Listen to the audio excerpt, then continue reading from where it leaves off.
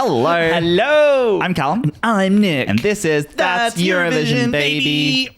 Baby. So, we have some breaking Eurovision news hot off the press, off the back of the Luxembourg Song Contest 2026. And we're going to be delivering you our reaction and review to their winning song. We're going to be delivering you a hot turd of opinion straight from the palm of our hand. Callum, make it ding. Ding. Well, I'm going to make it ding. You have to say the ding. Ding. I'm going to use that sound effect now. It's going to be the new original honk, is just you being like, ding, for every time you need the ding sound effect. Anyway, guys, we have some housekeeping to attend to, though, because, Nick, I need you to do this. That's the wrong way round. Oh. Wait. Sorry, me. Loser! I just want to say that this is an emotional support group. Big flop. Flop. Tina. Yeah, this is an emotional support group for big fat dum-dums who are wrong and bad and stupid. Because that's us. Because almost immediately after our Luxembourg video came out, it then proceeded to sit in a 40-degree day in the sunshine. And that went rancid like warm milk. Because we were shit hot wrong. Not only did our two winner contenders not win, they didn't even make the fucking final! I mean, it's not just the fact that there are two winning contenders. It's the fact that we said we are so confident that it's just between the two songs that we made a whole video being like, it's a competition.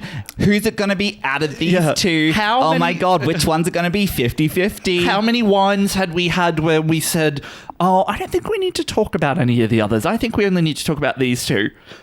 Wrong. Flop. If Reggie were here right now, he would fucking honk in my ear so hard it would bleed. So yes, guys. Yes, guys. If you had watched our most recent video, which by the algorithm, none of you fucking did.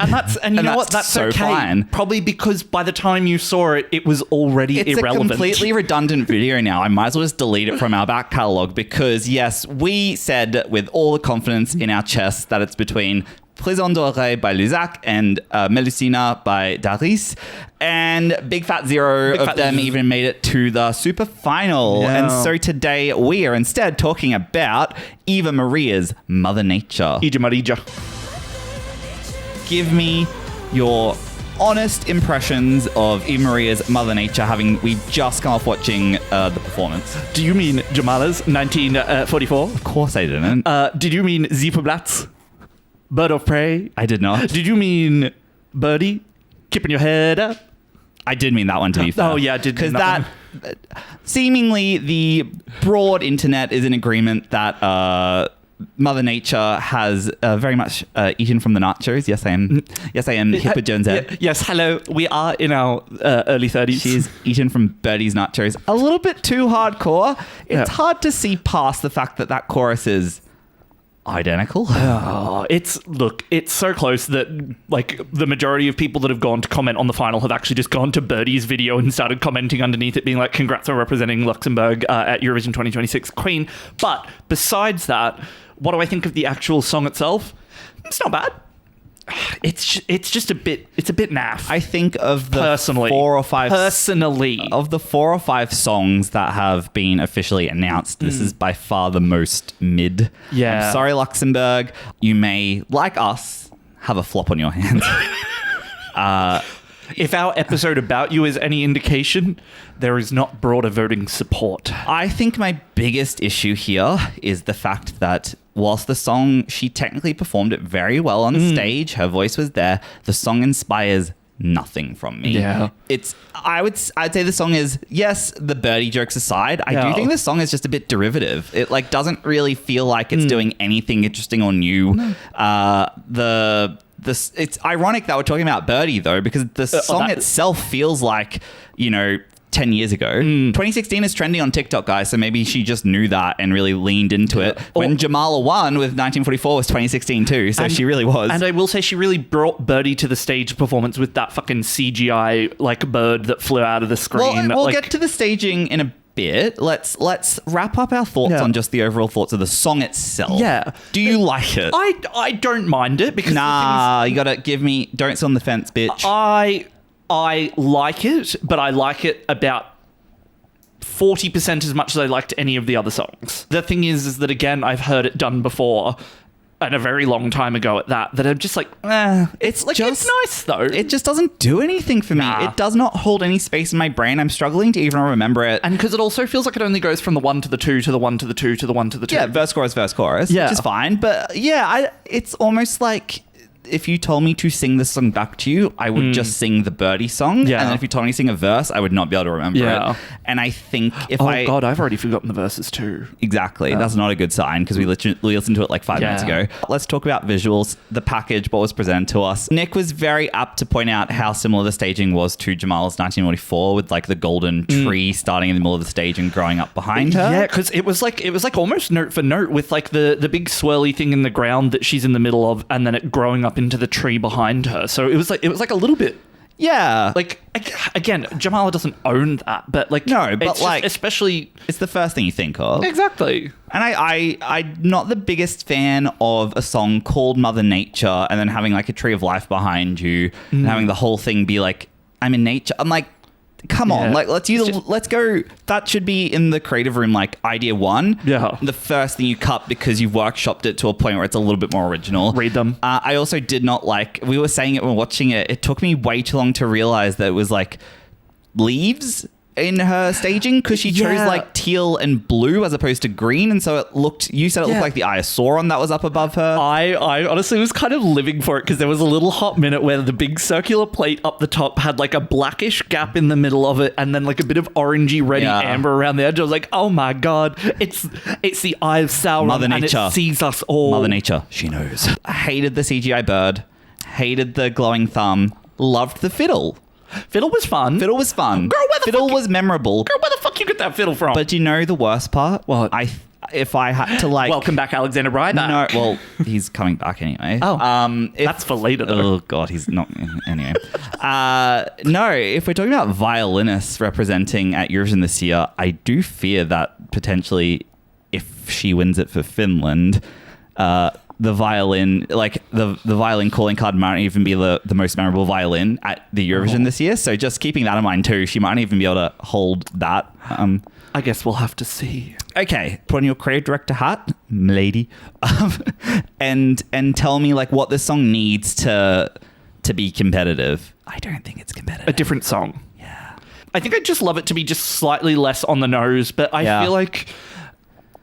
That being said, like... Okay, I have an idea, actually, if you want. All right, Callum, so what do you want to my see? brief idea that I've had in the last 30 seconds What is V2? V2 of this is undo all of that. Control Z, Control Z, Control Z.